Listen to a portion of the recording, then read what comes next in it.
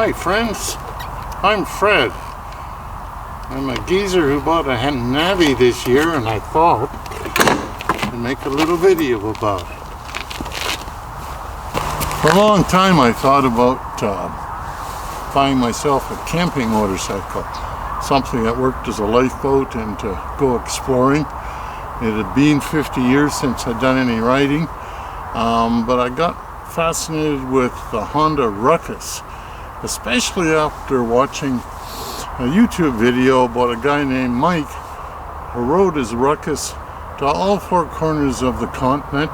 He put 80,000 miles on the Ruckus.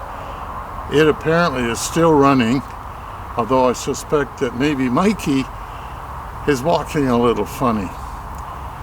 So one day, and I was going by the Honda power store, I decided to stop in and see if our Ruckus actually fit me. And the salesman pointed me in the direction of a Navi sitting in the corner, which I believe they had just put into inventory. It fit. It had an engine more than twice the size of the Ruckus, and incredibly, the price was $1,200 Canadian, less than the Ruckus. It was a no-brainer. I bought it that day.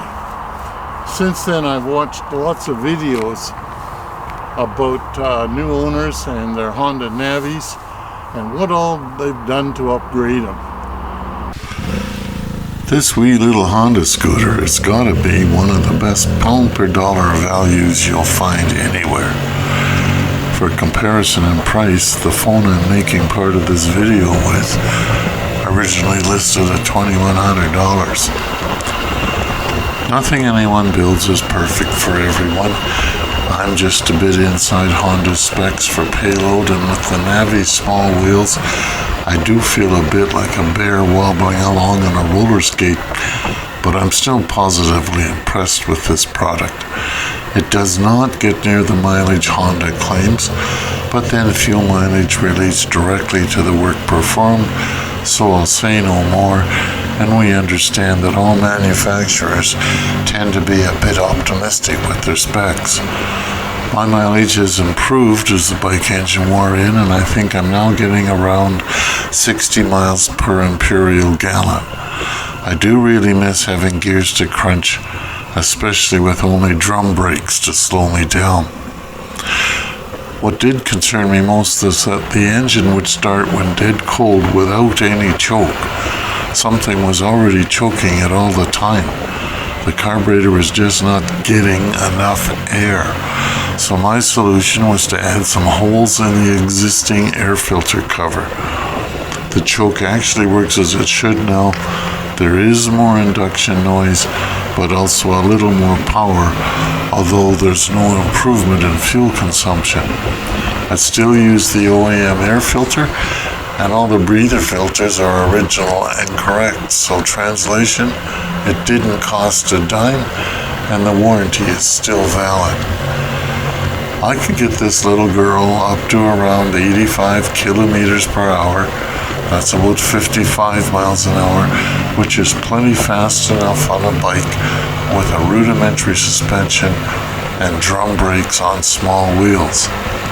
I did trim down the oversized piece which holds the retracting spring on the kickstand. With that loop cut down to size, the problem was easily solved for this guy with big feet.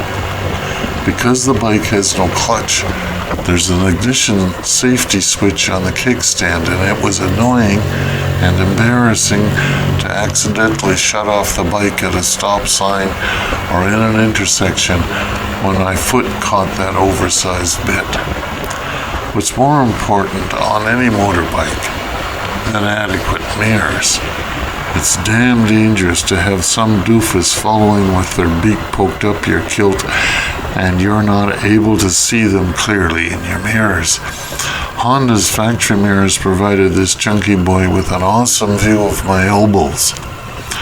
I installed convex mirrors, which helped a lot, and then 2 ram ball bases on each mirror with a small riser extender. I have the ability now to fold the mirrors in for storage, and I can actually see clearly behind me. So some folks want to reinvent the wheel, but I think they're missing the point when messing with the Navi. It was never intended to be a crotch rocket. It's just good value for the money as it is. Yeah, sure, I'd like disc brakes, a 5-speed manual gearbox, and a gas tank twice the size, but those are extras which oddly cost extra. Clever old Honda is getting a lot of folks out on the road cheaply. They'll be back to buy bigger wheels soon enough. I like to tell people about the first day I drove a Caterpillar D9. By morning coffee break, I felt like God. But by noon, yep, I wanted a little more power. Sometimes you've just got to live with what you've got. If you bought a Navi, just go ride it. Because of its tiny size and small wheels, you should get to know it. It has tricks for the unwary. And like any new partner, you need to find the sweet spots. After a few 100 miles, change the oil, check the filter screen for any metal flakes, and then go have some fun. Happy scootering.